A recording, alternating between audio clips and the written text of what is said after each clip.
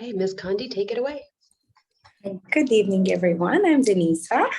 I represent the DC37 union, and I'm going to be your facilitator for tonight.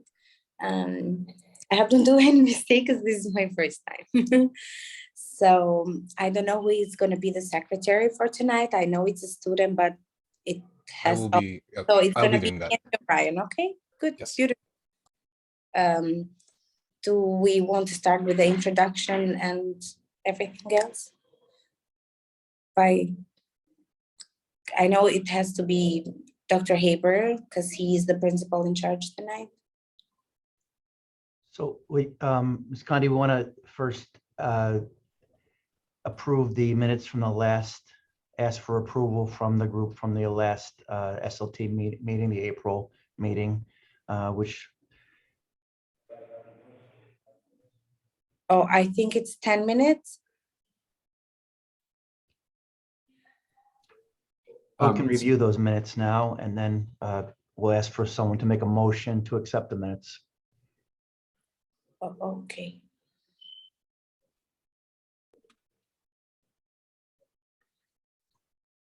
Oh, so who's going to do that? I'm sorry, because I'm new to this. So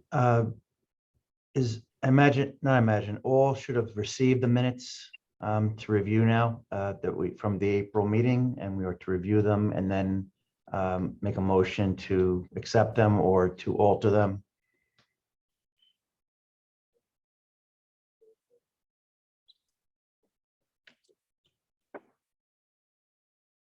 So if you would review the minutes now, and then we will ask for a motion.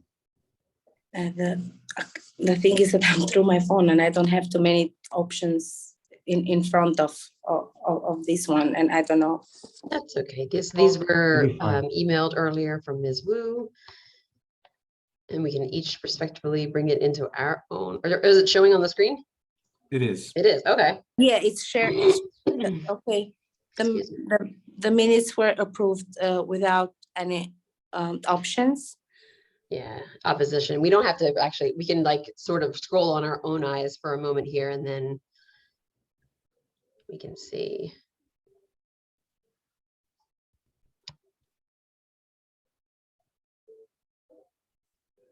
Okay, I'm going to go to page 2.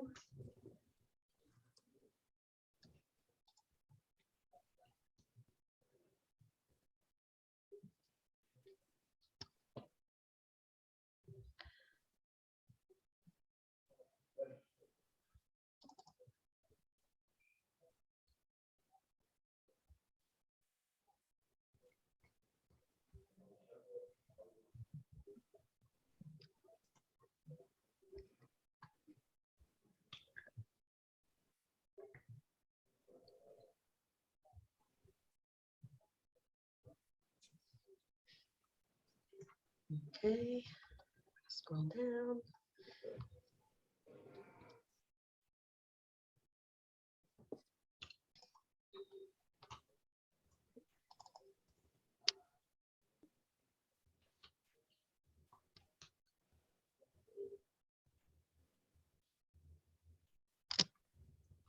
Okay.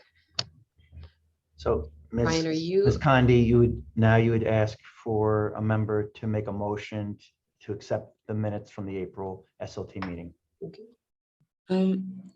So is there anyone that want to do that? I would like to actually make these couple changes. Is it Ryan? Would you do it for last month, or would the person who took the notes do it for last month? I believe I do it for the last month, but Okay. I'll just I don't know if that's concrete, but I'll just do it as of now. Yeah. Thank you. And I'll you email can the minutes see- to Ms. Moore. Are you able to see the screen where I'm highlighting? Yes. Okay, so that's 1. And then under B, 1, and then B2, that can be removed.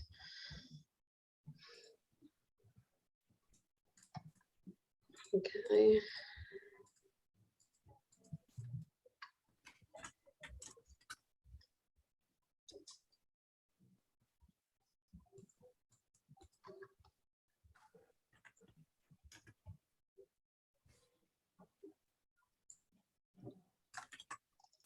So, while we're Sorry. doing this, Ms. Condi, I'm going to note that Ms. Shavali, she's raised her hand.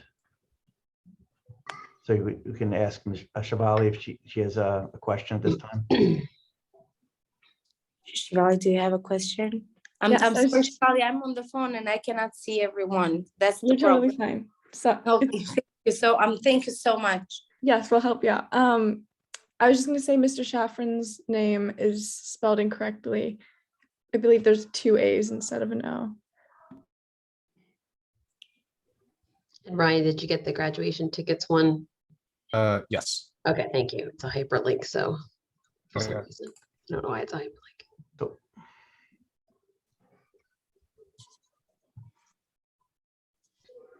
just to note that generally it would be the secretary who took the notes would make those corrections and forward them to the secretary. Well, Ryan can at least take the notes about what we need to do. So we Sounds can good. keep them It's not a problem. I can edit it because I submitted it as a PDF. awesome. Thank you, thank you. I guess Vernon.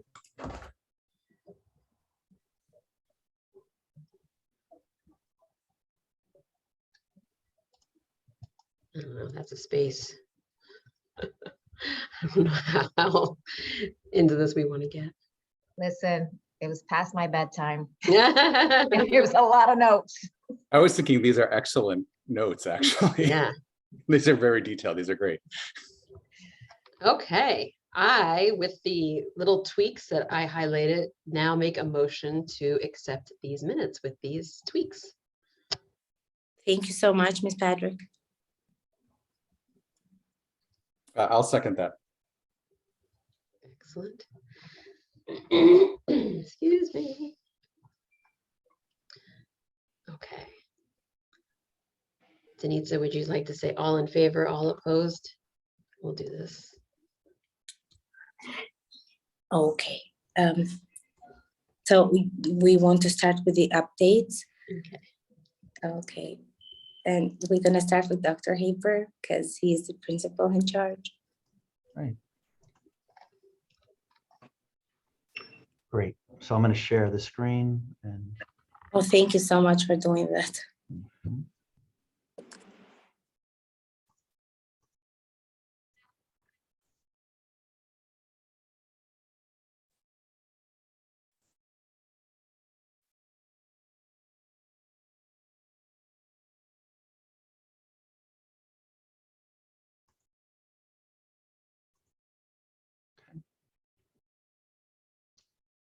are you able to see the screen, the shared screen?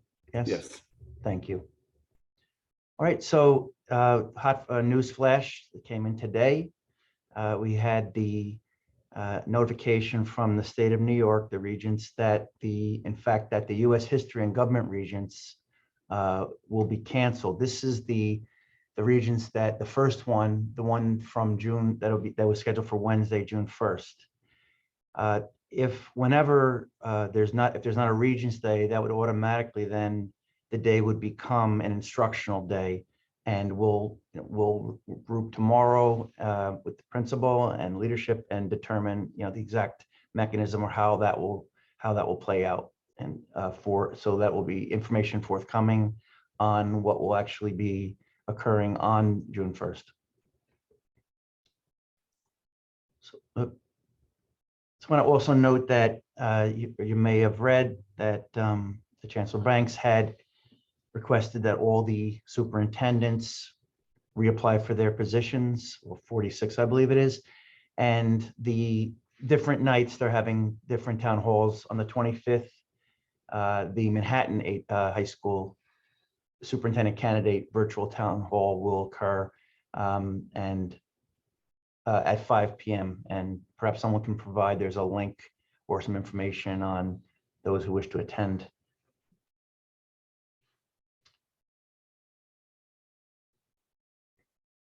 This week we finished, or I should say on Friday, we finished the AP administration to 3 weeks. There are a few examinations that will be given this week, some exception exams for those students who were quarantined with COVID. That'll be on Wednesday, Thursday, Friday. And upcoming events, we have the junior prom on May 27th, Camp Sty on the 9th, prom on the 11th, and of course, the graduation on June 22nd at the Arthur Ashe Stadium. The in-final, as on the calendar, no changes. The academic in-class finals from June 6th through June 10th. The end of the marking period is the 14th, and the next day becomes that's when we begin the Regents on the 15th through the 24th. And then the last day of school for students and teachers, the 27th. Actually, students, I should say, on the 27th. Okay, that's the update. Any questions, concerns? Thank you so much, Dr. Haber. And who's gonna represent the UFT today? Oh, Sandra, I'm sorry, you have a question. You can go ahead. I don't know if this is the correct time to bring it up, but it was something in regards to, are we going to be able to discuss the priorities for next year? Would that have been a principal update, or can I talk about that towards the ending, or? So we're discussing the CE, part of the CEP is the priorities for last year. That's, I believe it'll fall under that, if I'm looking correctly. Okay. Under the Okay. number 3 CEP overview. Okay, sounds great. I'll hold my question until then. Shivali? I just wanted to respond to Ms. Brandon. I'm not sure if you're referring to like the survey we mentioned last time, but we did release this priority survey to like our respective constituencies. I don't think we're discussing at this meeting because the surveys are still open, but hopefully as soon as we're able to like review them, we can bring them back to the SLT.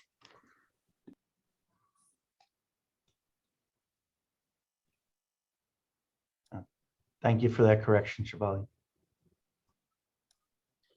Anyone has another question? Oh, okay. I asked Ms. Daves if there was a staff update, and she said no. So any questions? Okay. Can we, who's gonna be the UFT? Oh, that was me. That was me. Oh, That was okay. me. Okay. So we can go on. Yeah, Ms. Okay. Daves doesn't have anything for us this time. Okay, and from the parents? I will be giving the updates. By the way, Mr. Henderson, that was the shortest update I've heard, but thank you. All right, so I will try to make it quick. First of all, Spring Feast. Thank you so much for, many of you came to our Spring Feast at the beginning of this month. It was a really big success. I'm very glad to see everyone in person. That was just so exciting. And we had over 350 participants and nearly 30 faculty members and more than 30 students that came to the Spring Feast. So as of now, we are at nearly 200K with the gross proceeds from multiple sources. And net income is 165K, and that's like 40% more than projected income and 45% more than last year net. So that was really, really good result. And nearly every channel brought in more money compared to previous years.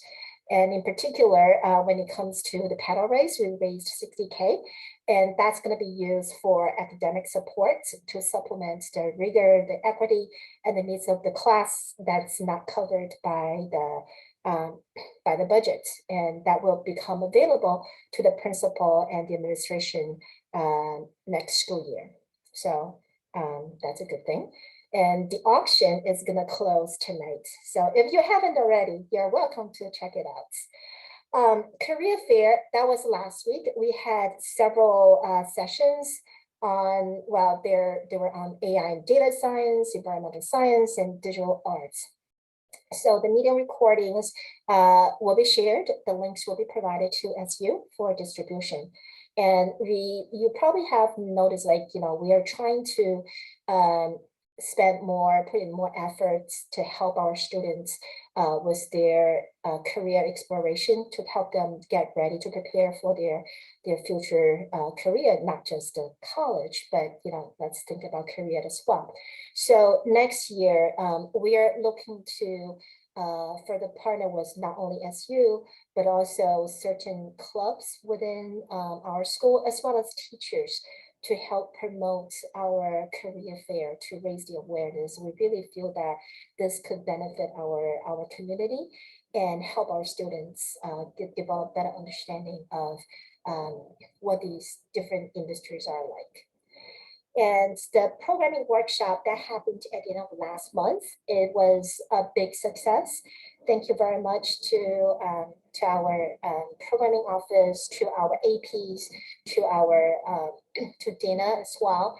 The deck was put together, the presentation was made, and we received 100+ questions during the presentation, during that workshop. So you could see, how that was like, how many questions our parents had, right? So people really trying to understand how the process works. So that's great. And we really expect to continue this next year. And PA is also working on the Summer Seo Workshop. This started like a couple of years. We have been doing this for at least a couple of years. So we're going to continue this year. This year, the sign up form will be released at the beginning of June.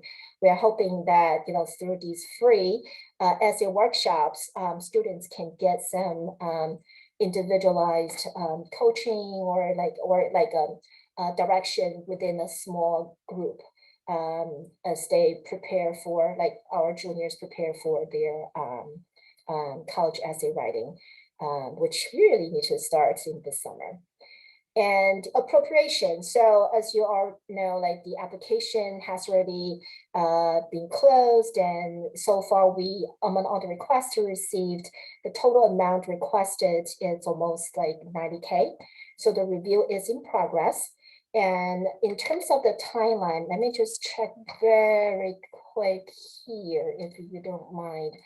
I actually had that up before. My apology. I was looking at my notes before for the timeline.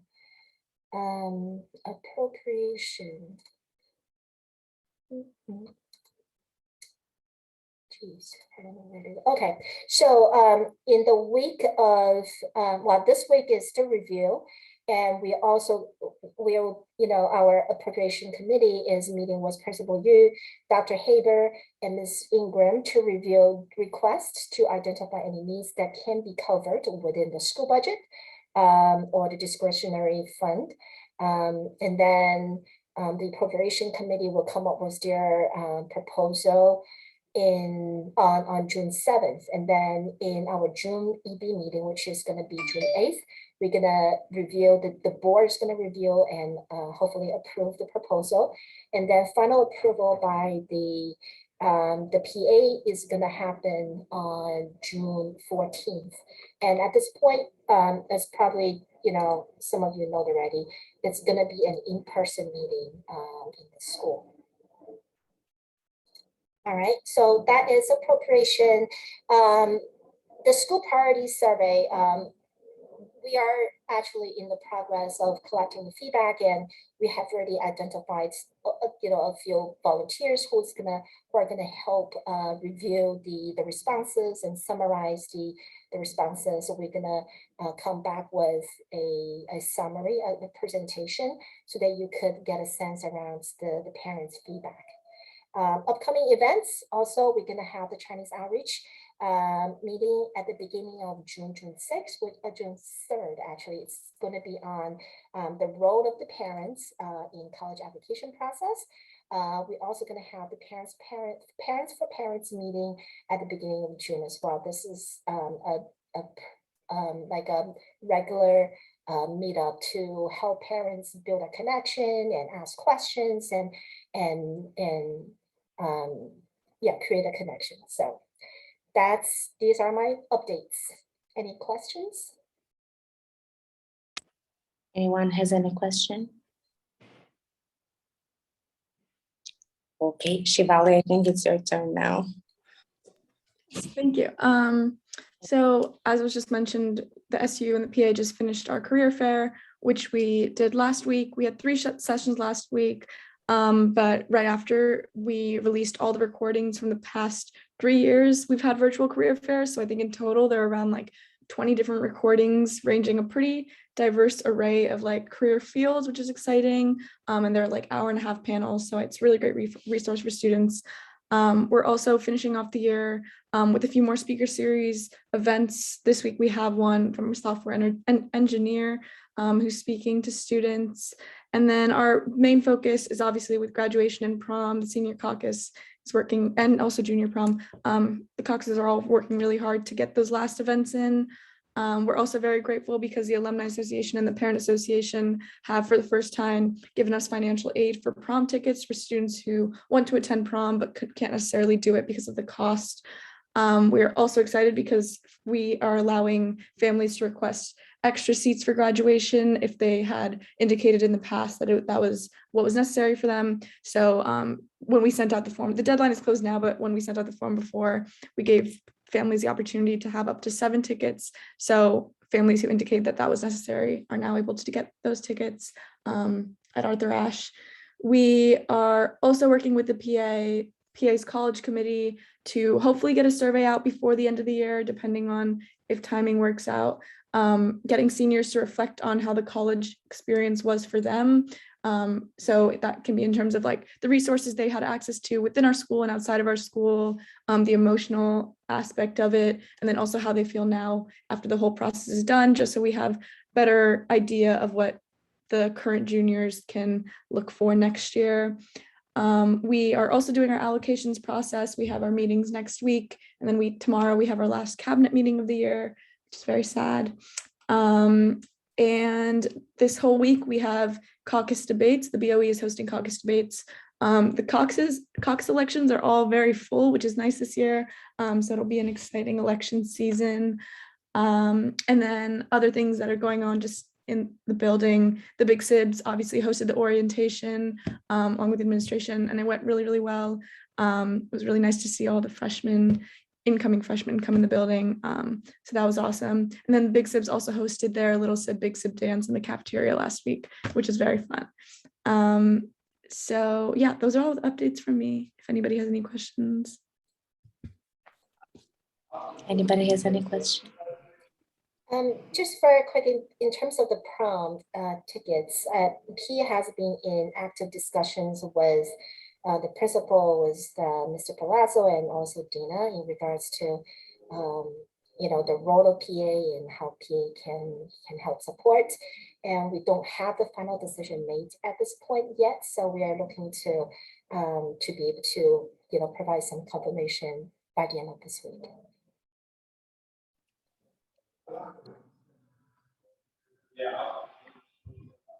Anyone wants to add anything or has any question? Okay, we're good. So do you want to start a little bit on the overview of the CEP?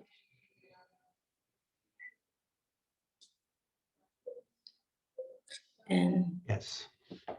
okay, so who's going to be the first one? Because I'm sorry, I cannot see the whole hand. So I know it's a little bit bad today from my behalf, but I'm really sorry in advance. You're doing great. Don't worry about it.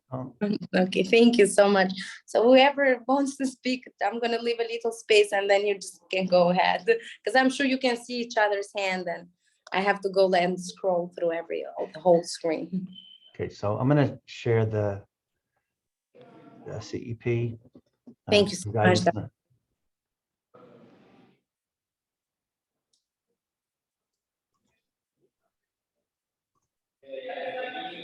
Right. So this is like an outline in terms of the process, the CEP process, the comprehensive educational plan, which the school leadership team is so integral to. And of course, now we are in that April, May, the first header in terms of developing the goals and the action plans. What happens next, because all the goals, it's always tied to then the budget, right? So to implement, to execute what you want to do, you have to have budget to do so. So we're still at this point, we're waiting, and very soon will be released. The budget's called FY23 or fiscal year 23, which is the budget which takes us through the next school year, actually starts on July 1st and takes us to the next July 1st, 2022 through June 30th, 2023. And as it says, by the 17th, we'll use iPlan, which is a portal the principal will use and other leaders will use to submit the preliminary CEP. And that's also includes the LAP, the language access policy, the Title III application, and also the language translation interpretation plan. In a nutshell, the language application allocation policy has in how it pertains to Stuyvesant is how in which we make sure that all constituencies are able to get the information and freely discuss this, and that is done through translation services, through translation of documents, and which way all the groups and like 95% of all the languages that are spoken are covered under the DOE, and those other 5%, these outside vendors. So the idea is that all parents, all guardians can participate in the process of developing goals for the school and comment on those. So in the summertime, principal then will attest to it, and the superintendent then reviews it, and feedback comes in September. It says 2022-23 CEP, LTI, ELL, MLL, multilingual language learners. So we have that comes back, and then we revise it and submit it again for approval. And the categories, some of you or all of you may have read the CEP from last year. It's publicly available. Again, there's a link for that too. And we'll follow the categories of the key categories: the supportive environment framework, the CCCR, the college career civic readiness, graduation rate. This, of course, is much more of a concern in the 1,700 schools at the DOE, not so much at Stuyvesant, because it's very hard to move a graduation rate that's very close to 100%, very difficult when it's already pretty much there. We have the quality individual education program, and then there's there's places in the CEP where through discussion with the administration, the SLT, any other categories that we feel are pertinent and that should be in the CEP, or then there's a place for it to an additional category. So the process is collaborative, and in the end, as far as I could speak to my part of it as the assistant principal organization, the budget must be aligned to the educational goals. That's the key. The key to the way, think of the big picture, of course, prioritizing, teachers and counselors and all the professionals and staff that make up the personnel, and then all the things that we need to make sure that we can implement and execute and provide the teachers the opportunity and the students the opportunity in the best possible learning environment. The physical plant, activities outside of the classroom, all that requires a level of funding. And while we're fortunate at Stuyvesant High School that we have additional funding, that is a funding from the Parent Association and the Alumni Association, the bulk of the funding comes from what's from the budget, from the budget that we receive from the city. So we're always anticipating what it's going to look like, and we don't really know until we get it. But once we do, we'll start the alignment to the goals, to our goals for FY23. Is there questions regarding the CEP or the process? If there are, I'll take them. So I see. Ms. Brenda? Hi, thank you. So I'm just going to interject here, and I want to make sure that this goes on record. I just want to know, what is the process in regards to the CEP under the supportive environment framework? where it is a possibility to change or add to the Stuyvesant mission statement, a declaration of inclusion, just because I feel that a lot of colleges, private schools, Beacon High School, they have these declarations, and just coming into the school and knowing that this is what Stuyvesant promotes, where would that fit in under the supportive environment framework? And I just want to go on record of hopefully the mission statement being changed or having an added, declaration of inclusion statement.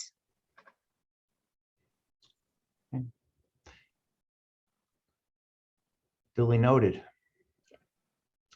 Was, let's see, who else was looking to ask a question? There was others or another individual. Ms. Zhang, I think. Mhm.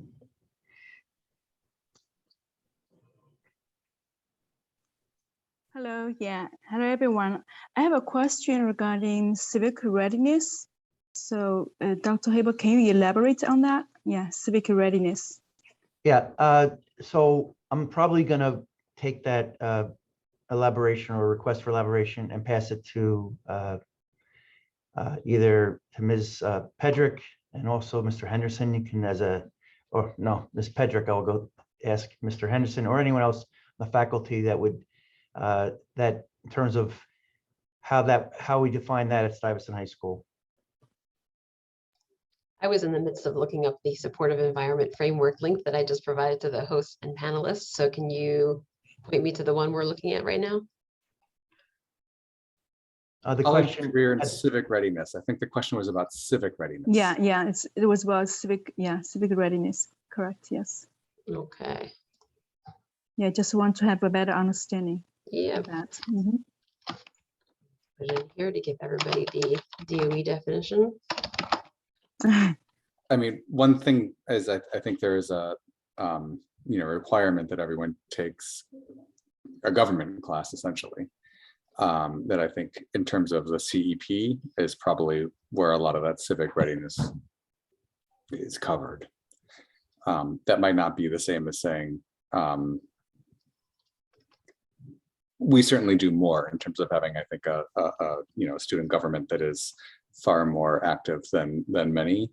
But I think just in terms of like instruction, probably like the government class is the main thing where civic readiness is coming in. Ms. Preddick, do you agree? Mm-hmm. Yes, and I am providing now the link to the New York State Ed Curriculum Instruction on Civic Readiness Initiative.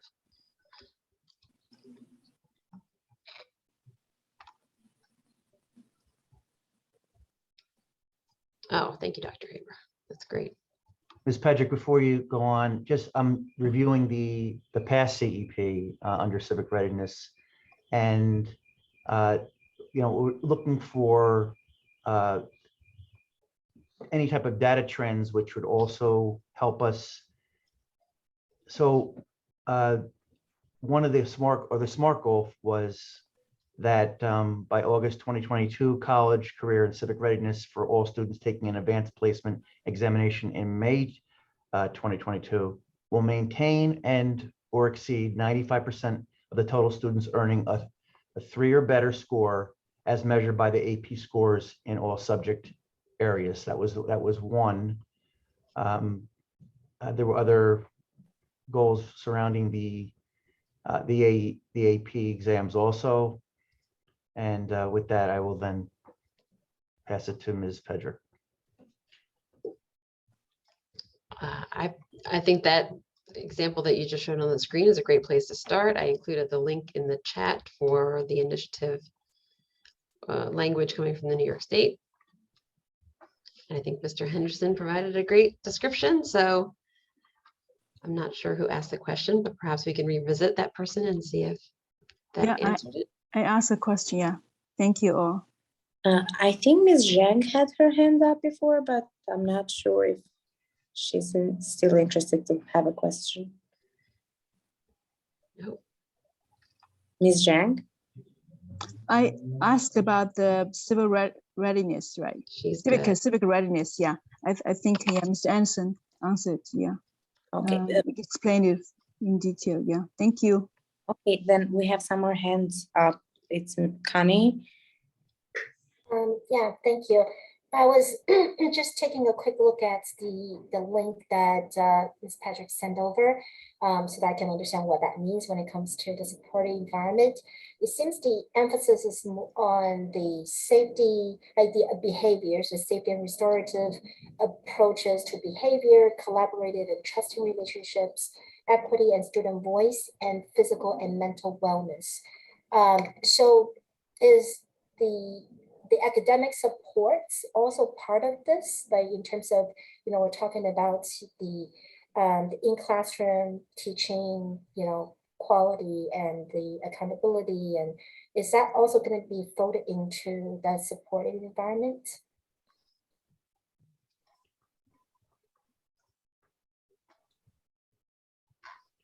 I think- To me, that's essential, you know, absolutely essential that be part of the, you know, what we're striving for at Stuyvesant High School. And again, as I talked about alignment of the budget to the goals, strategically, yes.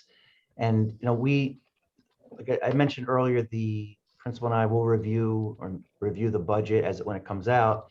We're also going to look for, you know, constituent leads, that is, like, you know, submit the priorities to the principal so that the principal also will review what the priorities are and give feedback to the constituencies on that.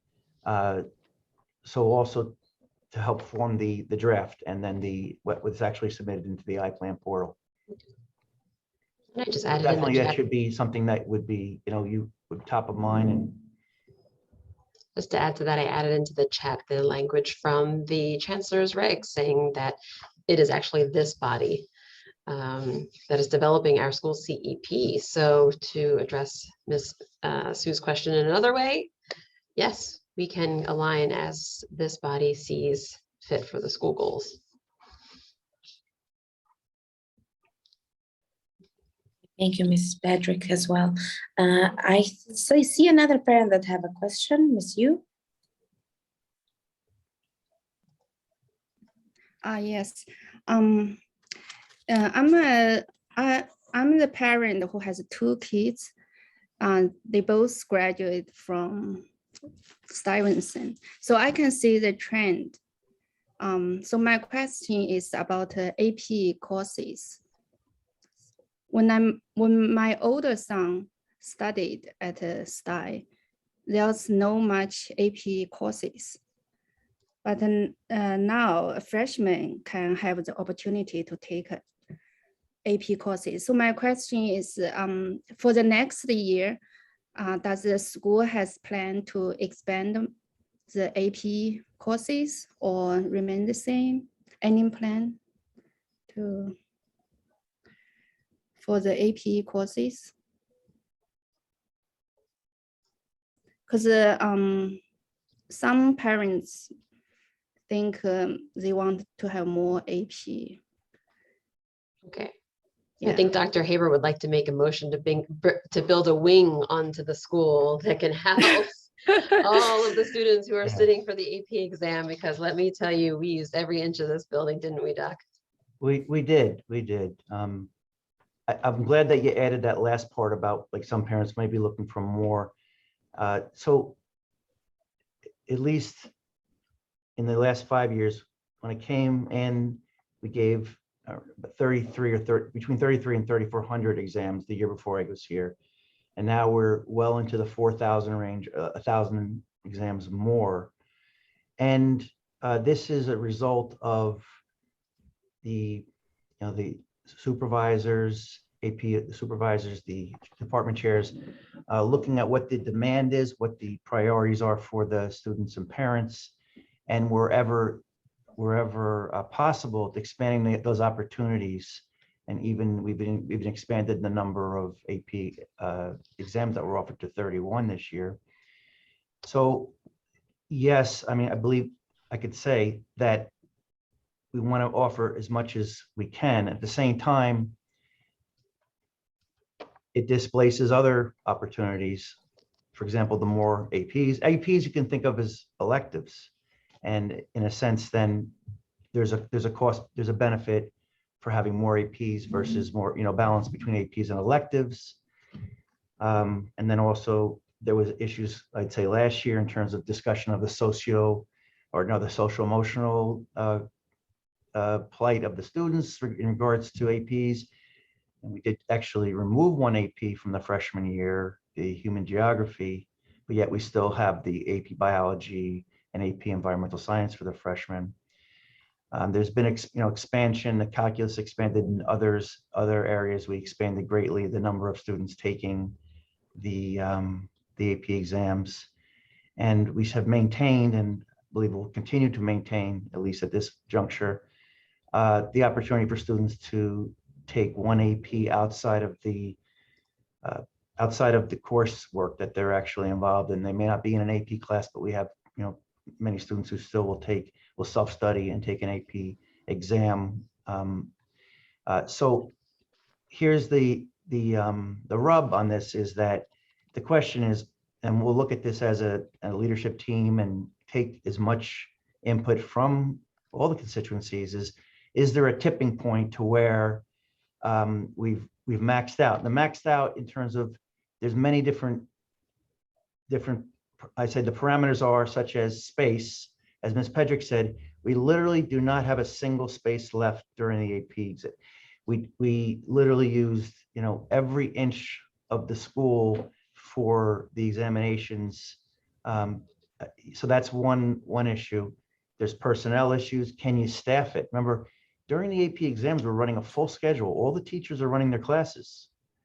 So the proctors, and you need many, many, many proctors, who trained proctors who have to be trained. You have to have availability of people to help, in fact, administer the exam. So what I would say at this point is I wouldn't commit to whether or not that there's definitely a plan for expansion, nor a plan for contraction. We can probably resurface this question again when Principal Yu is here on the next meeting. But again, my point would be that, what do we want? Like, are we looking for as much AP as possible in every single area? And I think there'd be differences of opinion on the value of the AP exam versus the other courses that have been developed at Stuyvesant, which at times could be equally or even of greater, be more comprehensive even than an AP class. So it's not a question for me to answer, but the whole body, all the constituencies should weigh in on this and let us know, where you see Stuyvesant now and what it would look like going forward. We'd like to see it look like going forward with as far as AP exams. There probably are some that would say that we should have less exams, or no exams. So clearly it's well established. We have one of the largest AP programs in the country. But as far as going forward, I'd say we need to listen to all the constituencies' feedback on that, and then we can see what is feasible based on the limitations, some of the limitations that I mentioned. Thank you, Dr. Haber. I see that you have a question, Mr. Henderson. I think Ms. Sue is before me. Thank you, Mr. Henderson. Just very quick. Thank you. Sorry. I was just thinking, when we talk about expansion, we might want to just, think about, this is really dimensional, because it's, when we think about expansion, are we talking about keeping the same number of AP courses available, the type of AP courses available, or are we expanding that, or we are saying keeping the same number of APs available, but we expand the seats available to our students? or we're talking about expanding APs to other grades, like to like lower classmen. So we, that's something, probably it's not, we can just make a quick decision. This will require a lot of analysis, but I can see there's definitely some, some frustration or demands in at least one of the areas. So for future consideration. Shivali, have a question as well? Mr. Henderson, you can go first. Thank you. Okay, it's just a fun game we're playing. I was just going to say, I know that I and some other teachers last year on the SLT talked a lot about reducing or moving away from AP classes and tests entirely, with the idea that I think we would make better curricula than the AP mandates for us. So Ms. Ju, if that was like part of the question, within the school, there has been no movement towards that. There seems to only be movement towards expanding APs. I do think it makes sense to think hard about the AP exams, especially for ninth graders, when there's no way of administrators screening who can cut it and who can't. That seems like a place that I think is that we really ought to think pretty hard about, but we only seem to be getting more APs, and the AP people, the College Board is making new APs every year, so I think that'll continue happening. Shivali. Thank you. Yeah, I was just going to say, from a student perspective, I was looking over the priority survey we sent out, getting feedback from students on like what they kind of wanted us to change or adjust about our own school. And I think something I noticed was not a desire to have more APs and like a harder academic burden at our school. It was more so focusing on like tuning what we already had to like be a more sustainable environment, and also making sure that we had more resources for students to deal with the current academic burden we were already dealing with. So just from the survey and the feedback we had gotten, a lot of students that I think if they were to have a budget for this school, they were looking for more counseling resources, specifically with our college office. And also, I know this year we were really lucky to have a lot more on-site therapists and on-site school aides. And I think a few people cited that was really helpful. So expanding those types of programs. I just think from what I've seen from students, there isn't necessarily a strong desire to keep adding on APs and keep adding on that pressure. It's more so finding a way to make our current environment sustainable for students' mental health. So I just wanted to say that. I'm gonna go this time. I'm sorry, because I want to reinforce whatever Shivali said. Like, yes, we can create like future specific event careers areas, like inviting like doctors or medical searches on one day, and like engineers on another day, like writers or journalists, etc. Like, I see her point. Thank you all for your comments. I think was Ryan that had the question, or you lower your hand too. Oh, yeah, thank you. I just lowered my hand. I'm sorry. Okay, does anyone else has a question or anything else to add, or do you want to move on the career exploration? Okay, thank you. So let's move to the career exploration. Actually, before, because as you see, you guys, I have this problem tonight. I would like to say something about the career exploration part, and then you can raise hands and if you have question, but it's not that I'm gonna ask anything. I just wanted to add that Stuyvesant students are interested in very many different career paths, and many are in STEM STEM fields as well, with a particular focus on like medical careers, computer science degrees, and some ideas of the future support programs, and internships can be found, as I know, in the weekly newsletter we have, and like we have like to create like a career committee with members from all the constitutes to develop ideas and programs. And I was thinking like the department newsletters usually focus on career events and internship and other programs in every department. So we can even do like a once a week daily announcements about a specific field or career areas. I don't have nothing else to add.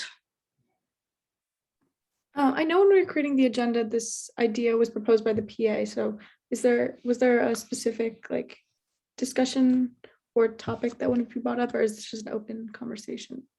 It's just an open conversation, as I know, about the constituency and discussion on expansion, as I know. Ms. Sue, is that right? Was there a PA sort of approach here? So we established a new subcommittee under college committee. The goal here is really to, excuse me, to help develop programs in the coming years to help students develop better sense around, the career choices and the possibilities. So this is a brand new. There are some ideas floating around, but at this point, we don't have something that has really been very concrete yet. So this is definitely one of the areas that we're going to be focusing on in the new school year.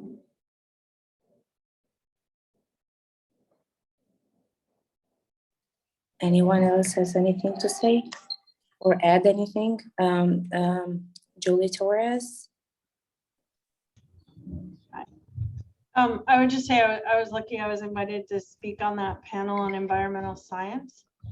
And I think that, while the attendance was small, I think that it's a great way for students to understand career opportunities, because what I saw on the panel, there were younger career professionals on the panel with me, that careers are moving so fast with technology and in this particular topic, it was climate tech and environmental related, but it also bled into policy and different kinds of entrepreneurial work, that I feel like it's a great resource for students, because you don't get that when you're talking about colleges. You're just sort of focused on getting entry into these colleges, but there's so many nuances to career paths you can take through college to end up in interesting careers. So I just wanted to say, since I witnessed it firsthand, that I think even though it was small this year, because I think it was put together really quickly, that I do see now what the PA was thinking about, and I think it's a great direction, because again, the world's moving fast and it's hard to keep track of like how you get into certain careers. So I wish them luck next year with it. Thanks. Anyone else has anything to say or add anything?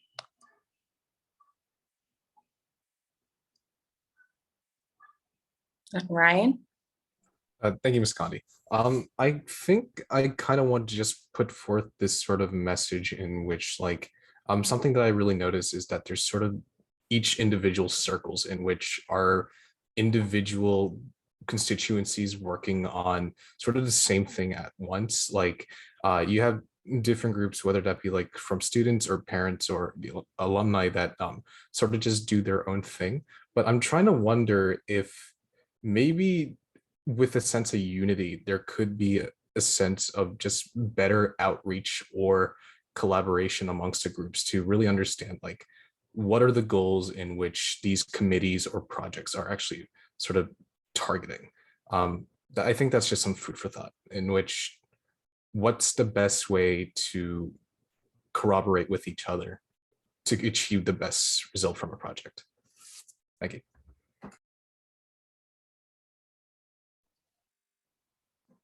Miss Sue? Thank you. So in order to make this successful, right? So the effort successful, it really gonna require a lot of collaboration with the school and especially with the student union, with the student body. We have the resources, you know, we have parents and alumni who are really enthusiastic about helping our students. But in the meantime, we need to know what the needs are. We want to understand what would be most beneficial to you in what format, and how would you like that to be delivered? And that's something that we felt might be missing. You know, we have been doing this career fair, for example, in the past several years. And this year, when we looked at the turnout, you know, we understand that people will be watching. You know, it's in the middle of the week. It's also, you know, students might not have the time to attend. They probably would go back to watch the video. That's all great. But in the meantime, I think it would be really helpful to, you know, get a better understanding from our students to see what would really attract them. So definitely looking forward to more collaboration with our student union. Thank you, Mrs. Hu. Anyone wants to add anything else? Ms. Lindsay? Yes, thank you. Just want to add one point for this career exploration. I think the point is exploration, right? Because I feel like in Stuyvesant, a lot of students and parents are looking at careers like finance, medical school, and maybe lawyer, or something. When they talk about engineering, most likely they're talking about computer science, computer engineering, but there are much more career out there that they can do. So I guess when we do this exploration, the thing that we keep in mind or try to do is to expand the bandwidth to really have more different types of career into our consideration, or inspiring our students. That's one thing I think we should do. Yeah. That's my point. Thank you. Thank you. Ms. Zhu, you have to add something else, or Lindsay, Zhu? Oh, I'm sorry. Ryan, do you want to add anything else? Oh yeah, I think just another thing, when I come to really think about it with like whatever resources and such that really come to mind, I think another thing to sort of entice is also this distinction between like career preparedness and career exploration. Like with preparedness, you can give like guides, resources on like how to learn for specific careers and such, which we have a massive emphasis on. But I'm trying to think like perhaps there is a large difference between like preparedness and actually exploring what one should find in trying to find something that might suit them. So I think trying to make that distinction amongst all of us here is something important as well.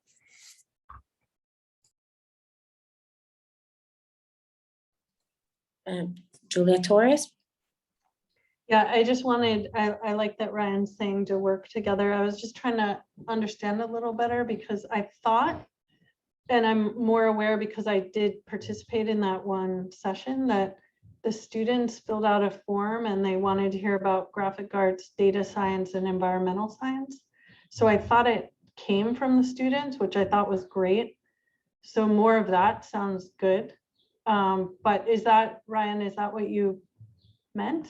Or how do you see another way for collaboration? I mean, I think that like the career fair and such was exemplary in like actually displaying that, but I think more so just, you know, doing more just, I don't know, things such as like having contact or like being to keep each other in the loop of like what are the demands or ideas that are the most relevant. I think in that way, as a more general framework is what I'm sort of seeing, but yeah. As I know, the student is provided like a career aptitude test assessment, and I think many of them, they're like free and they're online. Correct me if I'm wrong. Okay, anyone else has anything to say or add or a question? Okay, does anyone has to observe any comments or something else?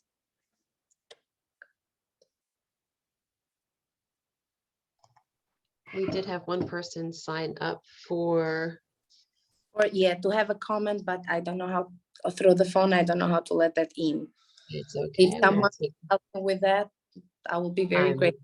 And definitely more prepared on my next theater job. I am here for you. Okay. First thing in the morning, I'll see Sydney with the laptop. You're doing great. Okay, so our parent who signed up to be an observer comment is Michelle Zhao. Michelle Zhao, give it one moment. And you should be able to unmute and Hello. share your thoughts. Hey, can you hear me okay? Yes. Yes. Hey, yeah, so I'm Michelle Zhao. I mean, regarding the career exploration, right, I would do think that, from a, PA or from STI perspective, it would be important to build some sort of like a alumni, pipeline so that, from like different aspects, I mean, different work, different career, and then, they can come in as a speaker or panel speakers, and then kind of like a shared experience and share their perspective, and then, like in a way that to share this information and help the exploration and help the understanding. And then, I mean, not necessarily like get them immediately to be like make the decision, but more like, starting point for them to think about it. And then maybe, out of the panel discussion, out of all this pipeline, they'll be like, couple things are all interesting to them, but then I think that would be a starting point for them to like really put some thoughts around it.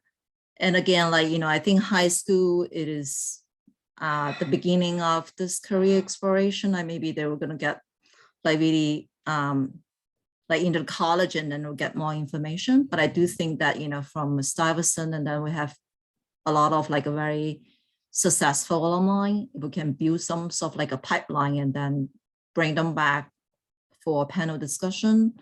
I think that would be very helpful. Okay, thank you, Ms. Zhao.